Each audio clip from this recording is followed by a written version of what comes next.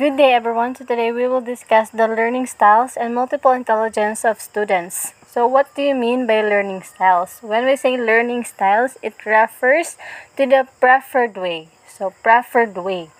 An individual processes information and it describes a person's typical mode of thinking, remembering, or problem solving. Okay, again, what do you mean by learning styles? Ang clue natin dyan ay preferred way. Now, let's proceed sa perspectives about learning thinking styles. So, meron tayong dalawang perspectives about learning thinking styles, the sensory preferences and the global analytic continuum. So, let's discuss first the sensory preferences. Ito yung mga what learners, visual learners, auditory, and tactile learners. So, una, ang visual learners. So, visual learners. When we say visual learners, it is more on vision. These learners must see their teacher's actions and facial expressions to fully understand the content of a lesson. And they tend to prefer sitting in front so no one would block their view.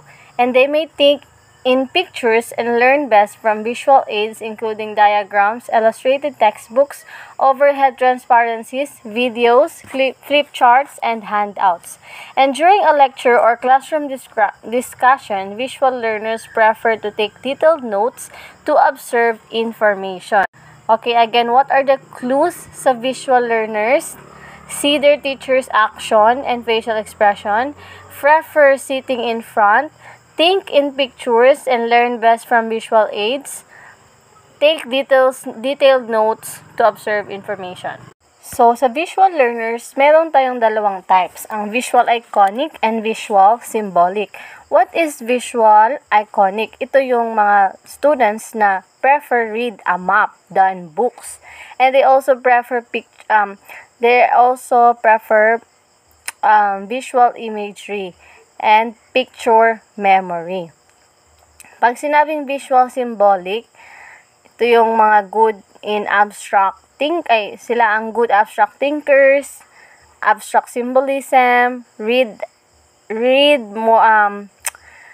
reading than reading a map, and then read about things than hear about them.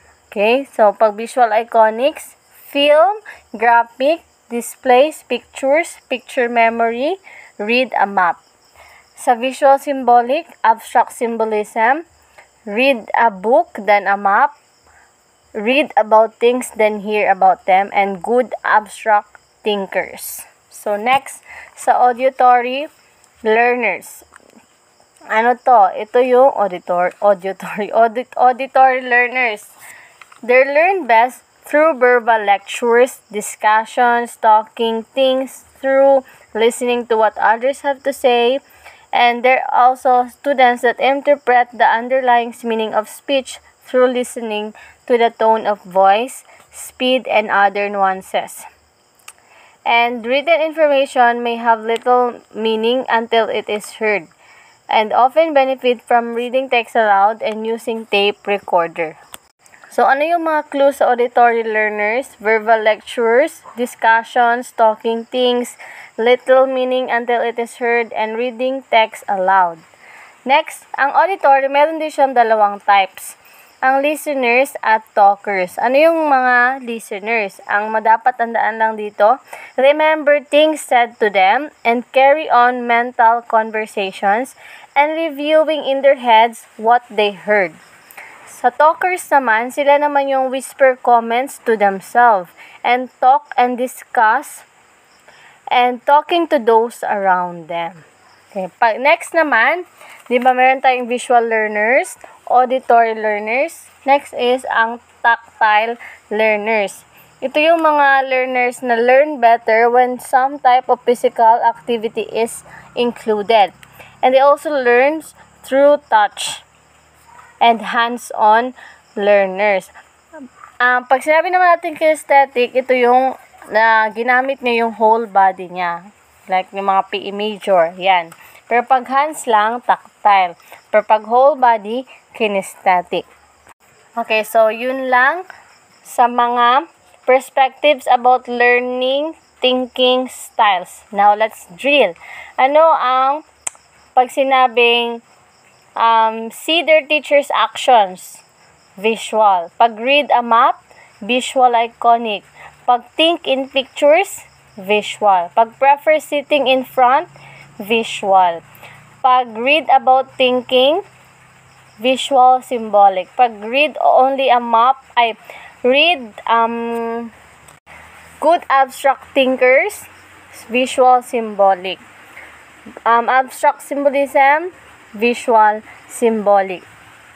Ngayon dito naman, verbal lecturers, discussions, talking things, auditory learners.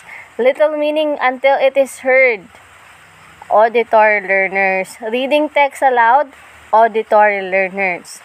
Ito, whisper comments to themselves, talkers. Remember things said to them, listeners. Talking to those around them, talkers. Talk and discuss, talkers. Carry on mental conversations, listeners. Reviewing in their heads what they heard, listeners. At pag sinabi natin learn better when some type of physical activity is included, tactile. Learns best through touch, tactile. Pag learn best using whole body, kinesthetic.